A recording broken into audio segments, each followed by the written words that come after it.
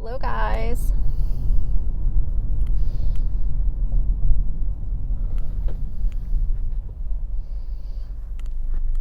Don't ask what my hair is doing today. It is a mess. I haven't washed it in, 3 days because I'm getting my hair cut today. I almost said washed. So I'm getting a haircut today and I have a couple of errands to run, so I figured it would be a good day to bring you guys along with me and just chat about a few things like we do. So that's what's going on today. And so let's see, the last couple of days I didn't do a video yesterday and I was just dealing with some personal stuff. Nothing super bad, but I won't lie, I'm a little annoyed. There was a girl that hit my car and it was in the parking lot. I have to say, all things considered, it was probably the best set of circumstances to have damage to my car because she hit my car, but she left a note. The damage is to the back bumper, and it's not dented or cracked. It's pretty significant paint damage, but it's really not all that bad, and she was nice enough to leave her name and phone number. Since she left her number, I obviously did make contact with her, and we sorted out the details. She didn't want me to contact her insurance, so she was like, how can I pay you for this? I'm so sorry. She was very apologetic. And so I ended up going and getting a quote from a local body shop that I trust and my boyfriend trusts as well. He did the quote, and he did include like the worst case scenario just in case. So the quote was a little bit on the higher end, but he was like, this is like worst case scenario, so you can give this to her. And because obviously I'm not going to get work done to my car if I don't have funds and know that the funds are good. So I sent it to her. She had no questions. She was like, I'm going to send you the money right now. So she did. And so the money was there. I had no issues with that. And so my work on my car will be done they were booked out a little while, so I have like a little over a week before they could get my car in. And since she was so understanding and apologetic, I also didn't want to ask her to cover a rental car, so it actually ended up working out because it will be on the it's going to be the next time that I'm working at home. So it's never fun having damage done to your car, but like I said, she could have definitely just left and been super shady about it and not said a word. But I also think that a lot of people now think of how, surveillance cameras are everywhere. There's even cameras on like FedEx trucks and all this kind of stuff, UPS trucks. So like cameras are so normal, and on top of it, you never know who might be looking out their window, who might have seen you. So I want to think that she did it just because she's a good person, but it could have also been the what if, who might have seen me and gotten my license plate. But we'll go with the fact that she might just be a good person. So anyway, and I was also happy that she of course, like having work done to your car when you're paying out of pocket is not a cheap thing. So when she offered to pay for it and then I got the quote, I was like, oh man, like what if there's a lot of people that don't have, $1,000 or $2,000 sitting in their bank account. So that was the other thing. I was like, well, you know, what if she doesn't have the money and all this kind of stuff? If that was the case, I would have just told her, you know, we're going to have to file through your insurance, even though you don't want to. Like, it is what it is. But anyway, that's just the way it goes. So in between running around, getting a quote from the body shop to communicating with her, by the time yesterday was done, and I was working all day, just, you know, even though I was working at home, I was still working all day. So in between all of those things, I was just kind of like over it by the time 5 o'clock came, and I just really wasn't in the mood to make a video. I have to say, YouTube right now it's not my dark place. It's definitely not my dark place, but I am seeing so much just shady, slimy behavior from some of these YouTubers, and it's just so gross. You know, this whole we'll just talk about this before my haircut, and then I'll tell you guys the rest later. So this whole Gabby Petito story, it's heartbreaking, it's gut-wrenching, it is absolutely, you know, what her parents are going through is hell on earth. That is actually hell on earth to imagine what her parents have experienced in between early September and now. You know, that's the worst of the worst. It's a parent's worst nightmare. And on one hand, it's, you know, good that her story got so much exposure. You know, it got a lot of exposure, it got a lot of attention, and then those YouTube vloggers went through their footage. They found the precise location of where they had spotted the van. We all know how it unfolded. So there is an upside to having a lot of coverage on social media when it needs to be talked about. But the flip side of that is these YouTube creators literally gloating and bragging about the fame that they are getting by exploiting the Gabby Petito story. It's so gross. And you guys, I love true crime. And there are some YouTubers that cover true crime. There aren't many that I follow, but there are a select few that I follow. I feel like they cover true crime with dignity and respect. It is very direct. They get their video out and then that's it. They're not doing a million live streams and just talking about it for a month straight. They put together a very concise timeline and deliver it in video format with the facts, and that's it. You know, they respect the victims. They don't exploit the story. It's one video, sometimes two. I know Stephanie Harlow will sometimes do a 3-part series or more.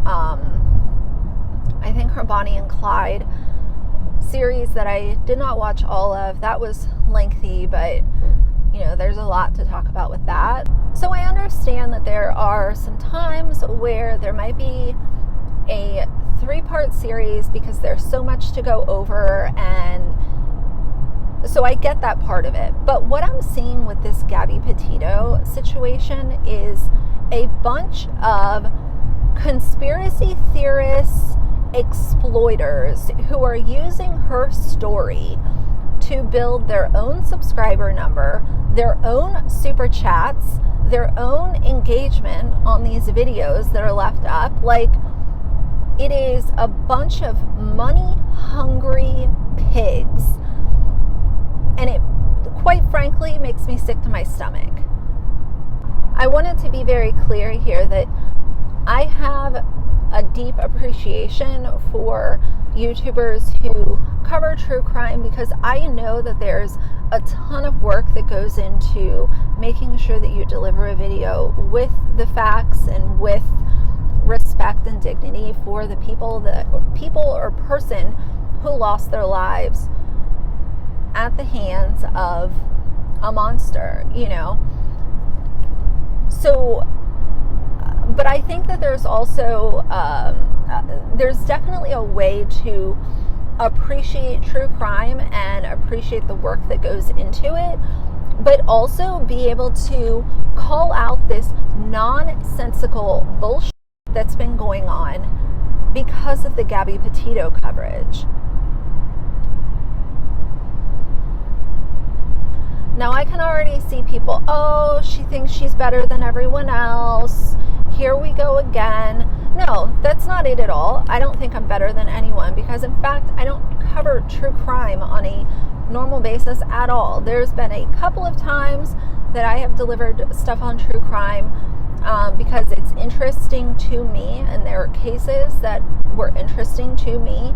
I did a video on Gabby Petito, but you have to be able to look at these two situations and be able to say to yourself, okay, so there is a very glaringly obvious difference between doing one or two videos that are full of information and not conspiracy theories. And then there's the other half of that where it's live stream after live stream to line their own pockets, and they're bragging about the numbers of subscribers that they have made in the last, day or week or whatever. The amount of bullshit that I have seen come out of this, I don't even know, do you call them? It's not just in the true crime community too, though. Look at Katie Joy. She's done God knows how many videos about Gabby Petito by now.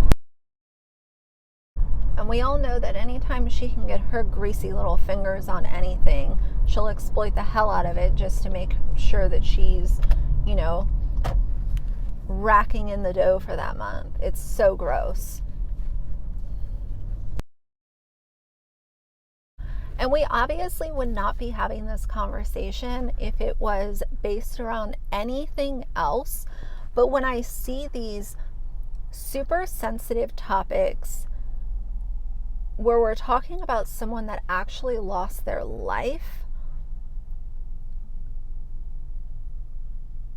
like that to me is not a topic that I want to just use in order to line my own pockets and make endless numbers of videos talking about every little detail and, oh, this could have happened, oh, that could have happened, oh, this, like, if you're going to deliver a video, deliver one or two, or if you're going to make it a small series so that it uploads to YouTube easier, whatever you're going to do, make it full of facts, respect, and dignity, and be on your way.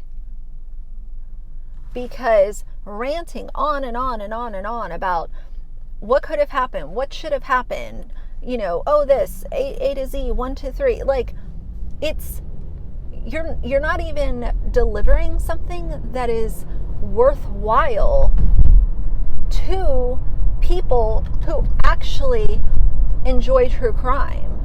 Because most people that actually enjoy true crime, whether it's creating content around true crime or consuming it, most of those people enjoy it because they want to know the facts. They want to know the truth behind what happened. So most people that appreciate true crime are not here for all of the conspiracy theories and the romanticizing of serial killers and murders or suspects that are not yet convicted. So if this portion of the video comes off as very preachy and whatever, I'm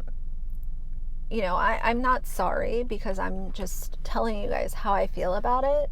There's no reason why this shouldn't be called out. I feel like sometimes, true crime YouTubers can fly under the radar for some reason, at least based on what I've seen.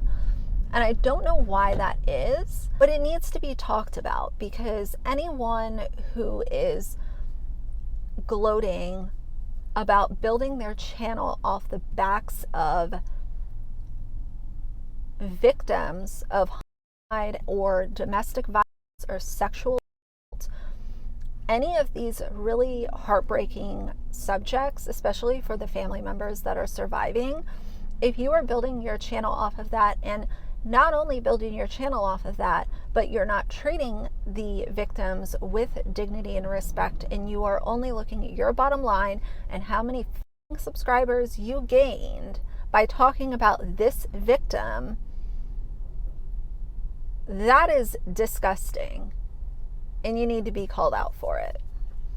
So I obviously don't want this entire video to be about me ranting about that topic, but just sitting back and taking all of it in over the last couple of days has just made me feel so angry, and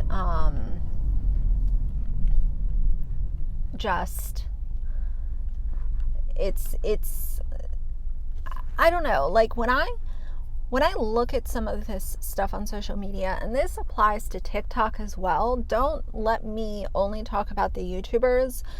Let's talk about the TikTokers as well, these psychic mediums that are exploiting this case in order to do readings and exploit other people's trauma because they've lost loved ones and they want to connect with loved ones. So these fake psychics are using Gabby Petito's name in order to charge other people for readings. Like, the whole thing is just a clusterfuck of a mess, and all I see is a bunch of money hungry, greedy little pigs walking around and just, you know, eating up anything that they can get to make themselves richer. It's gross.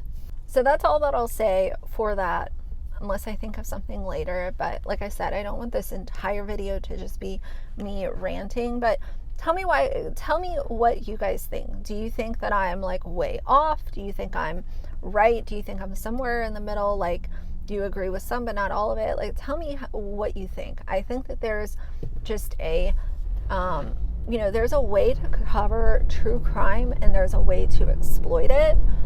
And based on what I've been seeing, I see a lot of exploitation and people doing it because it will get them clicks and views. And that's the shit I cannot stand. Okay guys, so I'm going to get my hair cut and I might stop by Nordstrom. I don't know yet, but if I do, I'll try to take some clips if I see anything interesting. And when I come back, I will have much better hair than this frumpy little mess. I'm not going to cut a lot of it off, but it needs a little something. So I will see you in just a minute. All right, you guys, I'm back. Trying to find my sunglasses. They are doing all kinds of construction in this parking garage, and when I got in here, it doesn't even matter, but I got all turned around and confused, and I was basically in between levels, and I needed to get up a level, and the one stairway was closed, so I had to walk all the way down to the other end. It was just a lot. It was a lot for no apparent reason. So my little hair chop is done, and I need to kind of go home and restyle it a little bit. I talk about that a lot, how anytime my hair is just done, it doesn't feel completely normal to me. It's a great haircut. I'm really happy with it. We're working on, the problem is that the girl that was doing my hair for a while, there was a disconnect between my bottom layers and the top. And anytime you undercut hair, there needs to be some uniform between the top layers and the bottom layers, or else it's going to just start to look messy and kind of wiry over time. That's kind of the best way that I can explain it. And that's what was happening with my hair. So now we're working on clearing up that disconnect without completely just chopping all of my hair off,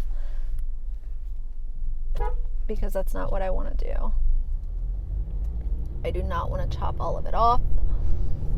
I would like to, I'm kind of thinking about kind of considering doing like a shoulder length bob next year and keeping it a little bit longer for a little while.